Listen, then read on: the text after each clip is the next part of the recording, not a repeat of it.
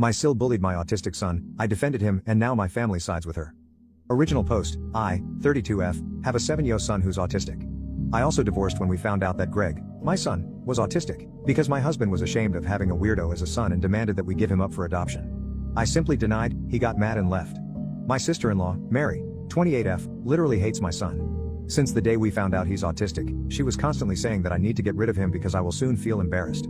She was also telling us that my ex-husband did the right thing and that I should have listened to him. Nobody has ever said anything, and I have never caused any drama because I didn't want to ruin the whole vibe, since I only see her in family gatherings. But today it happened. Even though Greg is autistic, he's the smartest human I've ever seen. Today is my mom's birthday, so I had the chance to meet Mary again. As she was talking, she was sometimes making small mistakes and Greg was the one correcting her. At some point her face turned red, she stood up and started yelling at my son. She was calling him problematic, weird, said that she now knows why Greg has no friends and that his dad was right about leaving him. My son cried, for the first time. He has never cried about a situation before. At least not in front of me. He usually gets a little moody when something happens to him, but we talk for a bit and then he's smiling again. I was too shocked to say anything. I just stood up, took Greg's hand and left. But then I realized that by leaving, I wouldn't make things any better. So I told Greg to wait in the car. I went back and everyone looked at me in shock. My parents were trying to stop me because they knew that Mary had fucked up, but I didn't really care. She hurt my son, so she should pay for it. I watched her as she was standing up and walking towards my direction, having this annoying smile on her face. I grabbed her by her neck, barely letting her breathe. I just told her, if you ever make my son sad, I will make sure you spend the rest of your life more miserable than ever. And left. Relevant comments. Jesus Christ, the stories I read on Reddit, how do these people even exist? An adult bullying a 7-year-old within your own family. What the flying fuck? OOP's reply. Cold-hearted and mean people unfortunately exist. I hope y'all never get to experience this kind of behavior from your own family. Did your family not put her in her place? OOP's reply. Unfortunately not. I've started to believe that they actually agree. What did your brother say? Is he still embarrassed for being married to such an ignorant person? OOP's reply. My brother said nothing at all. He just silently told her to sit down when I returned, but nothing too special. There is something deeply wrong about a grown adult making an innocent kid cry for no good reason, even worse when it's not even their own kid. It gets worse when you consider autism as effectively special needs. You'd need to be really sick in the head to even go there. Totally understand your reaction though, but definitely be careful with someone like her too. Don't give her the power to damage you both. That aside, he's lucky to have you. Update, just called my mom. The moment she answered, she started yelling. She said that I should be ashamed of ruining her birthday and that she doesn't want me to go to any family gatherings again, as I've made my Sil upset. I told her I couldn't care less about how Mary felt. The only thing I cared about was Greg. I reminded her about the times when my Sil was talking shit about her only grandchild and asked her how was she able to keep her cool when her beloved Mary was calling her, once again, only grandchild problematic. She answered by saying that she didn't know how to react, so the solution was silence. I asked one more thing. If she agreed with Mary. If she is ashamed of my son. Her answer was hanging up the phone. My brother keeps ignoring my calls. I want to personally thank each and every one of you. Receiving all this support from you guys made me strong again, and because of you and the stories you told me, I have the courage to protect him even more and never give up. Thank you. Relevant comments. You're a good mother. I'm autistic, but my parents think it's demon possession. Going NC was the best thing I did for myself. My kids are also neurodivergent and I do my best to protect them. If your family didn't have your back, you don't need them. If your brother isn't calling you to apologize for his wife, you don't need him. Your responsibility is to your child and protecting him from people like your SIL. If you do choose to go NC, it hurts at first, but it does get better. I wouldn't be surprised if the distance causes them, mother and brother, to reevaluate the situation. OOP's reply. I have chosen not to contact again for my child's sake, and I know it will be hard, but I'm willing to fight for him. Sending hugs to you and your loving family. Y'all know why is Op's mom taking Mary's side? Because she sees her as her only chance of having a normal grandchild, that's all. Sorry you're going through this, Op, but you did the right thing. This had been going on long enough, but it's time to go NC with the abusive family. I wouldn't have done worse honestly if I were you. Now to the next story, story 2. My FIL changed the inheritance because my son has autism, despite my grandfather-in-law's dying wish to provide for him. Before we get into this story, you should know, my son is 5 years old and is nonverbal autistic. When I was pregnant, my grandfather-in-law Robert SR told me that if I had a son and named him Robert IV, he would inherit the family fortune of several $1 million worth of real estate and investments. This was his dying wish that his name lived on. I of course didn't know that my son would be nonverbal autistic, but I agreed to it because I wanted to do what's best for the family. My grandfather-in-law told me that his will was that the property be passed to his son Robert Jr., my FIL, and then to his son and my husband, Robert III, and then left to our son Robert IV, who would most likely pass it on to his son one day. Well, he passed shortly after and left everything to his son with future intentions known and agreed upon. I had my son Robert IV and I thought that would be the end of it. Until a week ago. My FIL has 2 sons. Robert, my husband, the oldest, and Richard, who is the middle child. Robert, my husband, is hardworking, good with money and reliable. My Bill, on the other hand, is not. He can't hold a job. He has multiple kids from different moms that he barely sees, let alone takes care of. He's also been in and out of rehab or jail, petty theft or drug use, etc. Nothing major, the last decade. He's been given every opportunity to turn his life around and refuses each time. He's been given cars, job opportunities, places to live that other people who don't have wealthy parents to fall back on would kill for. He never takes it seriously and always takes it for granted. The only reason he is alive right now is being constantly bailed out or enabled by my MIL. Most recently we've given him our house, at my MIL suggestion, so he could have a place to stay after he got out of rehab and to give him a safe place for his kids to visit so he could try to build a relationship with them. My husband and I needed a bigger place for our growing family anyway, so we agreed to it and bought a second home, and Richard moved into the first. He now pays the mortgage and whatever is needed to maintain the property. It's been a few months and surprisingly he's been making the payments on time despite not having a job. I suspect Neil has been giving him the money. I thought everything was fine until last Sunday when we got together for dinner. My Bill mentioned how he couldn't wait to move to his new place. I asked what he was talking about and he said he was moving into my grandfather-in-law's house. Excuse me. I pulled my husband and Phil into the other room and asked what was going on. My husband had no idea, but my son told me that he was changing the will to leave the property and investments/money my grandfather left behind for our son to Richard. My husband's son would be getting my Phil property and smaller portfolio. Normally I wouldn't care, but this property was promised to my son. My son is nonverbal autistic, which we didn't know about when grandfather-in-law passed away. I'm not sure if he'll ever be able to live on his own or take care of himself after we're gone. My husband and I always planned that if that were the case, our son could move into the property guest house and rent out the main home, which is currently being used as a family beach house for weddings or events or reunions, etc. He could survive off that and the money from the portfolio to pay for a caretaker. This would give him a chance to live independently, and if he turned out to not need additional support in the future, then it was his to pass on or live in or whatever. Before anyone asks, we did not forget about our other two children. Our daughter will inherit the house Uncle currently lives in. Our second son will inherit our current home. Yes, their inheritance will be significantly less than their older brother, but it was never our money to give away.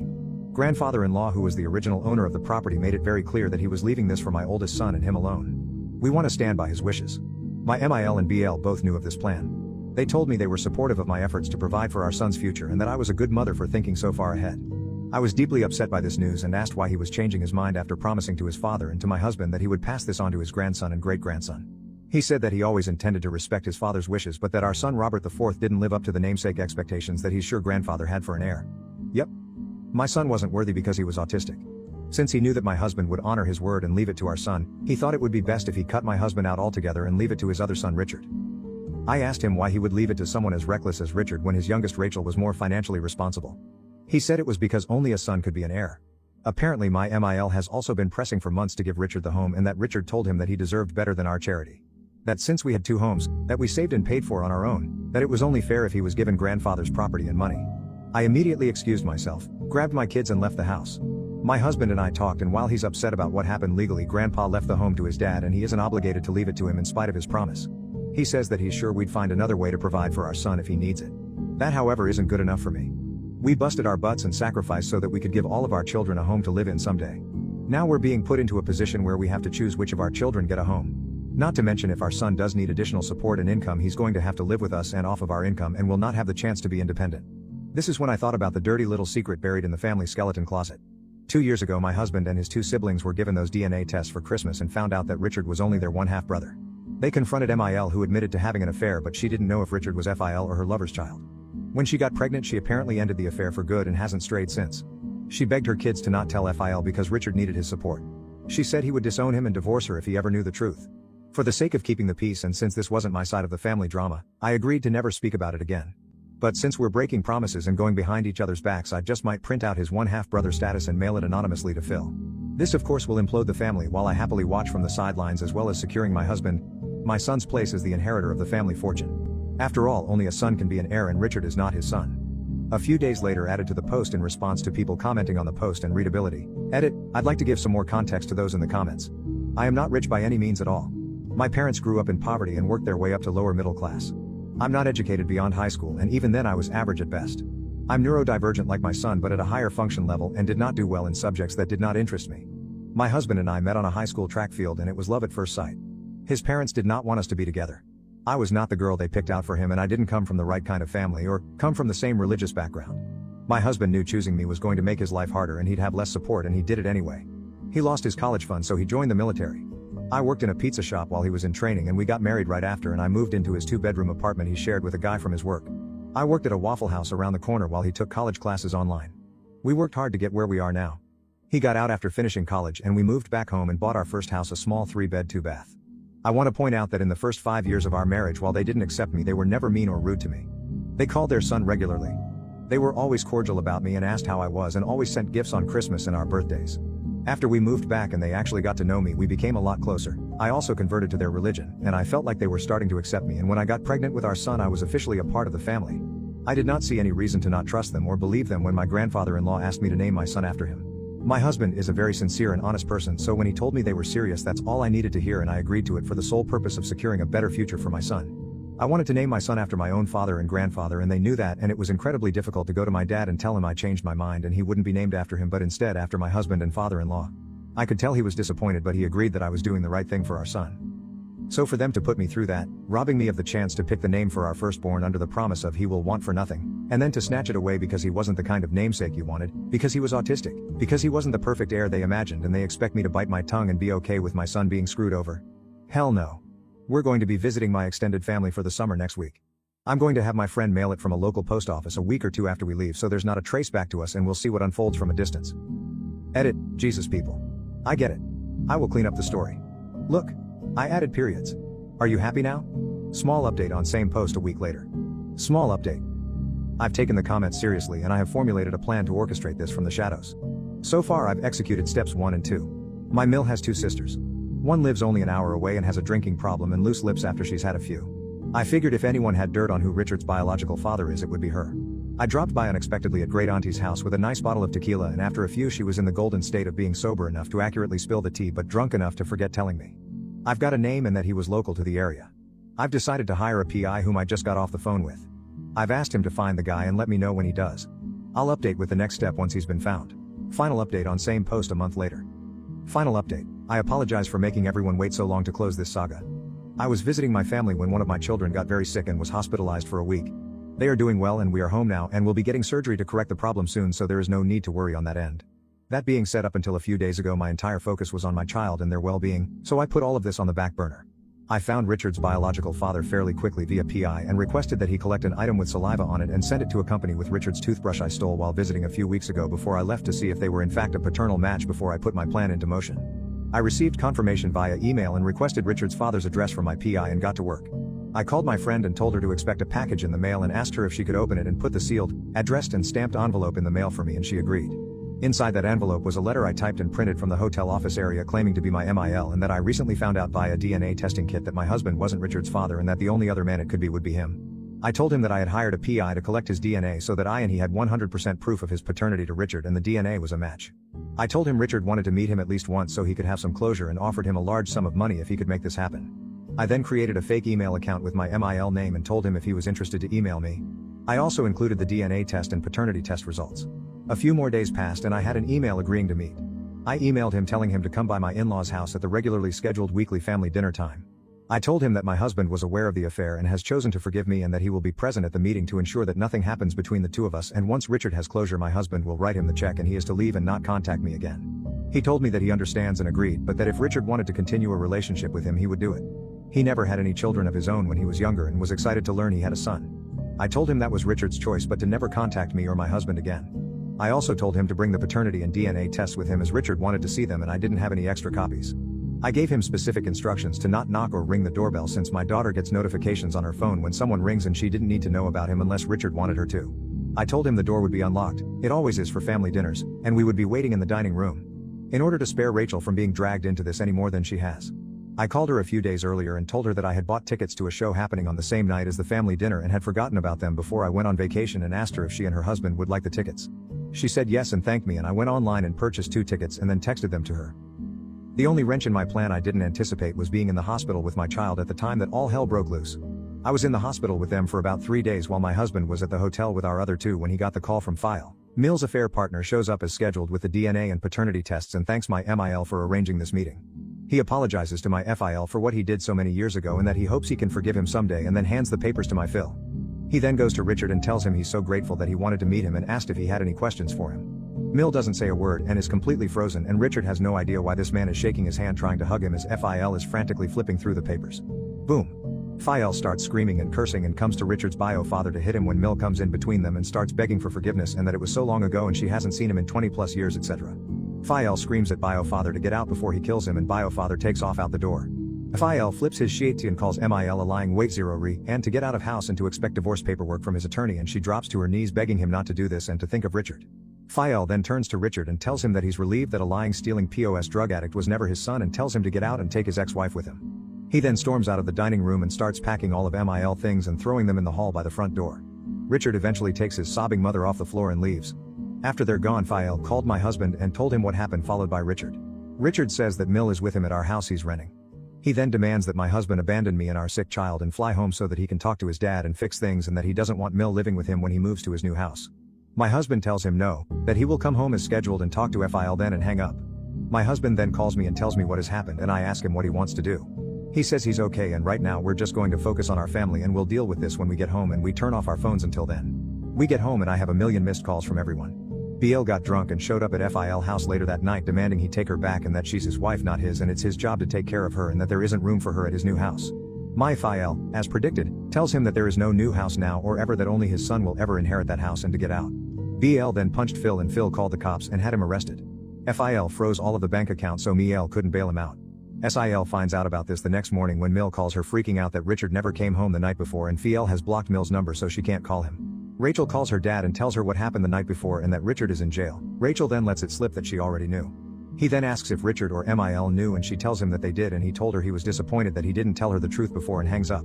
Rachel called Mil and told her Richard was in jail, and Mil tried to bail him out but couldn't because her cards were frozen, and Sil asked her husband if he'd bail him out but he refused since her father and his father are business associates and that he's not going to get involved, and that was that. Richard was in jail for a few days on assault charges when we got home and got caught up to speed on everything that happened. My husband went and bailed Richard out, solely for his niece's sake, and gave him a ride back to our rental home. He then went to Fil house so they could talk. Fil asked if he knew and my husband told him he did.